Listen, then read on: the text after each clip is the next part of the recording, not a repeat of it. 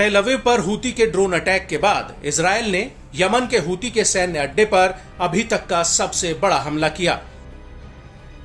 Israeli सेना ने Yemen के होदेदा प्रांत में हूती के एक तेल डिपो पर एयर स्ट्राइक करके उसे अभी तक का सबसे बड़ा झटका दिया है, जिससे हूती तमतमाया हुआ है।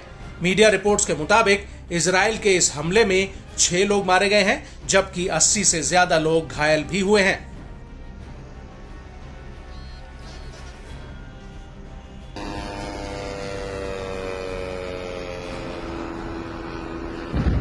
इस हमले से पहले हूती ने तेल अवीव में एक ड्रोन हमला किया था, जिसमें एक इजरायली की मौत हो गई थी। लेकिन इजराइल के पलटवार के बाद हूती और इजराइल के बीच एक नया फ्रंट खुल चुका है। लेकिन इस सब के बीच हूती ने एक बार फिर से कह दिया है कि इजराइल के हमले उसे कमजोर नहीं कर पाएंगे, बल्कि वो अब इजराइल पर और भी ज्यादा हमले करेगा।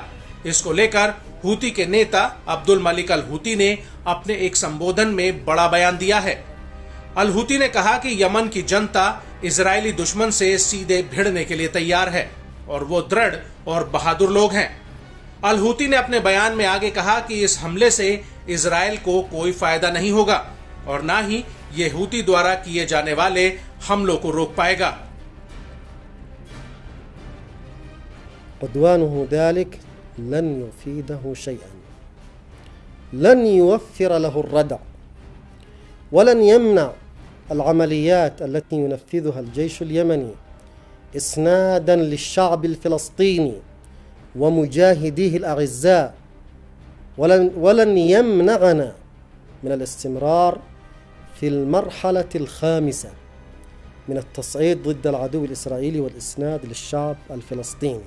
العدو الإسرائيلي سيخسر ويفشل ويجر على نفسه المزيد من المخاطر، وعلى الإسرائيليين المغتصبين لفلسطين أن يقلقوا أكثر من أي وقت مضى، وأن يخافوا أكثر من أي وقت مضى، وأن يدركوا أن قادتهم الحمقى والعدوانيين المجرمين يجرون عليهم المخاطر أكثر وأكثر।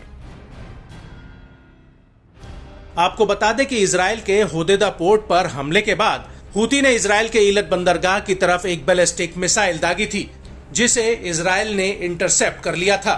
आईडीएफ का कहना है कि यह मिसाइल इजराइल की सीमा रेखा पार नहीं कर पाई थी।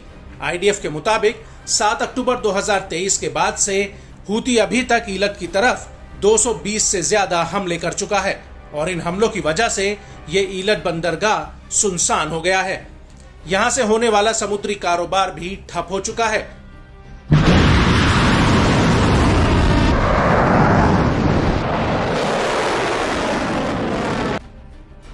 और इसकी वजह से यहां पर ऑपरेट कर रही शिपिंग कंपनियों ने अपने 50% स्टाफ की छटनी कर दी है और अब इस बंदरगाह पर सिर्फ 120 लोग ही काम कर रहे हैं। बड़ी बात यह है कि हूती के इन हमलों से ईलत को काफी नुकसान हुआ है। इजरायली मीडिया हाउस यजेट एरोनॉट का कहना है कि ईलत को करीब 1 करोड़ 40 लाख डॉलर का नुकसान हुआ है।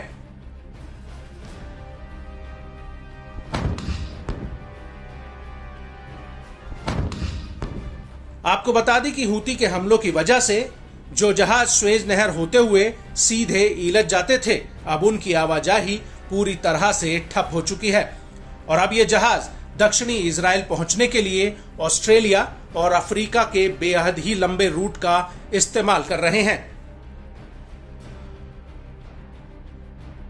आपको बता दें कि 20 जुलाई 2024 को इजराइल ने हूती पर जो हमला किया था, उसमें 5 क्रेनें तबाह हो गई थी, जबकि होदेदा प्रांत की तेल भंडारण की क्षमता 1,50,000 टन से घटकर मात्र 50,000 टन रह गई है। और इजराइल का यह भी कहना है कि हूती के तेल डिपो पर हमला उसके लिए एक बहुत बड़ा झटका है और यहां पर तैनात क्रेनें समुद्र के जरिए ईरानी हथियारों की सप्लाई का एक प्रमुख साधन थी, जिन्हें ध्वस्त कर दिया गया है। और तेल डिपो पर इजराइल का यह हमला बेहद ही भयानक था, जिसकी आग अभी बुझी नहीं है।